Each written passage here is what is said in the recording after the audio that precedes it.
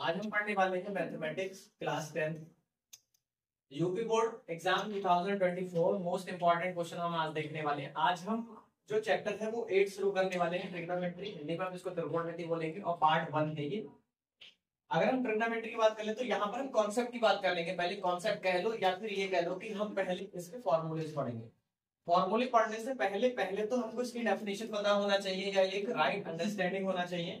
तो ट्रिग्नोमेट्री अगर हम बात करें त्रिकोणमिति की, तो त्रिकोणमिति का मतलब होता है कोई ऐसी संरचना जो 3 कोणों वाली हो। ठीक है, तो यहाँ पर ट्रिग्नोमेट्री है हमारे पास में 3 कोण यहाँ पर है। एक स्पेक्ट्रम हमने ले लिया है, या ये कह लो कि एक त्रिभुज को हमने सपोज कर लिया है।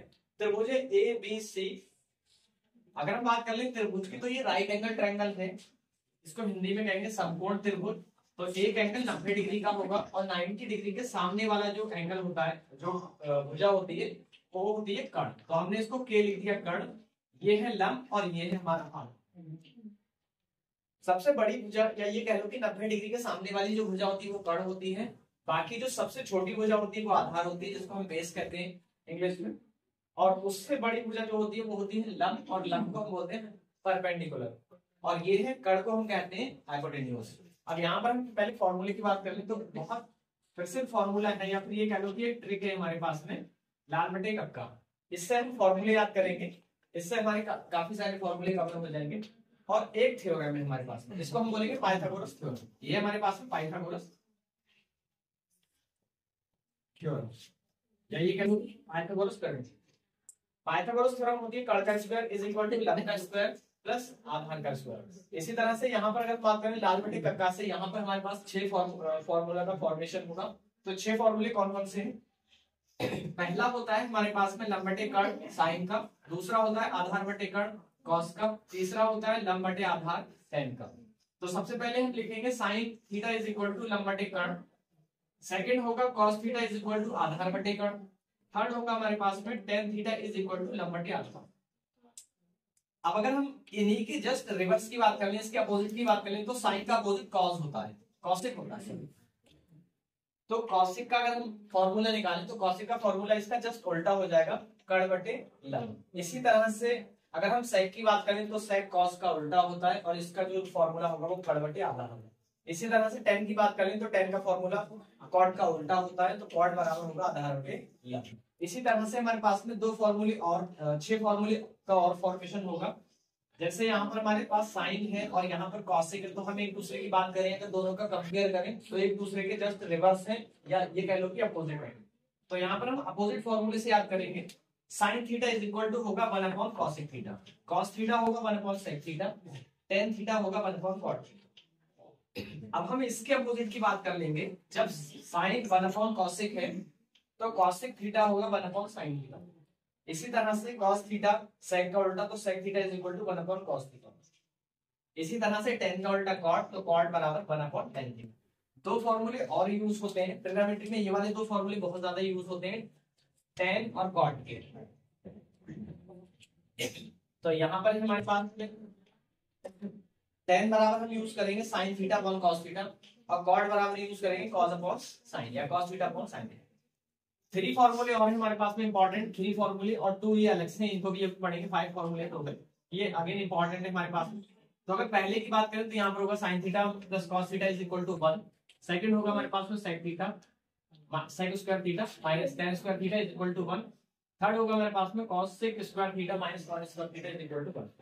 2 फॉर्मूले और हमारे पास में sin 2 theta and cos 2 theta. sin 2 theta होता है 2 sin थीटा cos थीटा, और cos 2 थीटा होता है cos square theta minus sin square theta. इतने फॉर्मूले, अगर इतने फॉर्मूले आपको पता है तो आप 70 to 80% जो आपका ट्रिग्नोमेट्री है वो कवर होने वाला है आपका। अब एक क्वेश्चन हम लेते हैं, क्वेश्चन के साथ हम इनको यूज करते हैं कि कैसे अप्लाई करेंगे। तो ये बुक का हम एक क्वेश्चन ले रहे हैं, यहाँ पर हमारे पास में एक एग्जाम्पल लेते हैं, ये किताब का एग्जाम्पल है।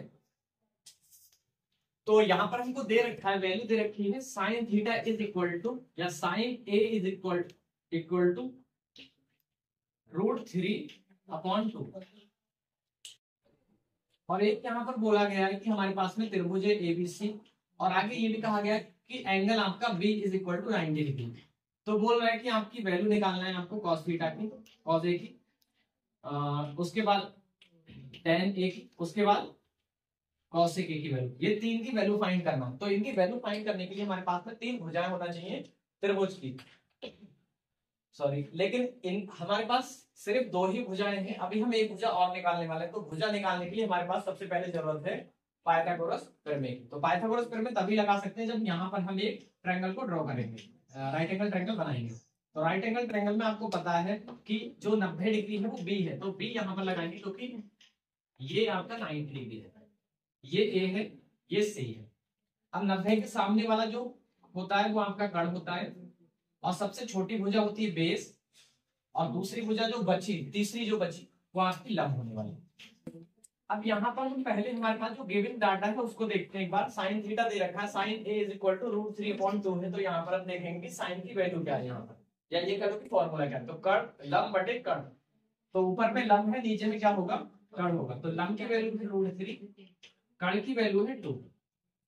इट मींस यहाँ से हमको क्या करना पड़ेगा, ए की वैल्यू फाइंड करना है, या फिर ये कह लो कि बेस निकालना पड़ेगा। बेस निकालने के लिए पाइथागोरस यूज करेंगे, और पाइथागोरस होती है कर्ण का स्क्वायर, या फिर हम इसको ऐसे भी लिख सकते हैं, AC का square is equal to BC square plus AB square. सारी वैल्यू ये हमारे पास पाइथागोरस, इसमें ये वैल्यू पुट कर देते हैं। AC कितना है हमारे पास में, 2 है, 2 का square is equal to BC कितना है यहाँ पर हमारे पास में, √3 है, √3 का स्क्वायर प्लस AB कितना है हमारे पास में, AB हमको फाइंड करना है। 2 2 जब 4 होगा और स्क्वायर से रूट हट जाएगा, यहाँ पर AB का स्क्वायर बनेगा। अगर हम 3 को इधर लेकर आएंगे तो हमारे पास माइनस का बन जाएगा 3, और AB स्क्वायर ऐसे ही रहेगा। इसको सब्ट्रैक्ट करेंगे तो हमारे पास में 1 आ जाएगा 1, और जब हम इसको स्क्वायर हटाएंगे तो यहाँ पर हमारा रूट बन जाएगा, और जब रूट को बाहर निकालेंगे तो 1 है रूट के अंदर, और 1 का 1 ही बाहर आएगा। तो हमारे पास में AB की वैल्यू आ चुकी है 1। यहाँ पर हमारे पास AB की वैल्यू जो आधार था वो आ चुका है 1। अब हमारे पास तीनों भुजाएं आ गई हैं। अब जब तीनों भुजाएं आ जाती तो हम क्या करते हैं, ये वाली वैल्यू फाइंड कर लेते हैं। ये वाली वैल्यू फाइंड करेंगे। अब हम यहाँ पर फॉर्मूला यूज करेंगे। अब किसी स्टूडेंट से पूछेंगे, बहुत बातें कर रहे हो तुम लोग, बहुत ज्यादा पढ़ लिया है, तुम्हें से पूछेंगे। शिवम बताएगा और अख्तियार बताएगा ये, और इधर से गर्ल्स बताएंगे ये आलिया। चलो शिवम पहले फॉर्मूला, जिससे पहले बताएगा वो बताएगा, शिवम बताएगा। पहले शिवम बताएगा। शिवम का ये है पहला शिवम के लिए है। शिवम बताओ सूत्र इसका। आधार बटे कर्ण। आधार कितना है, आधार 1, कर्ण कितना है 2, कर्ण 2 है, ठीक है। अब ये किसका नंबर था, इसको कौन बताएगा, बख्तियार बताओ। लंब बटे, गलत बता दिया। लंब कितना है इसमें बताओ, आधार कितना है 1।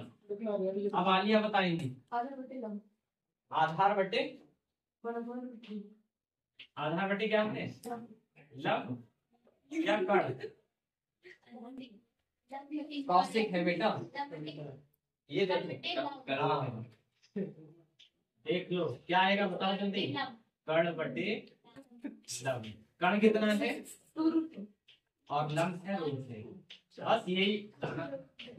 इसके बाद हम नेक्स्ट पार्ट में मिलेंगे, तब तक के लिए bye bye, take care, thanks for watching.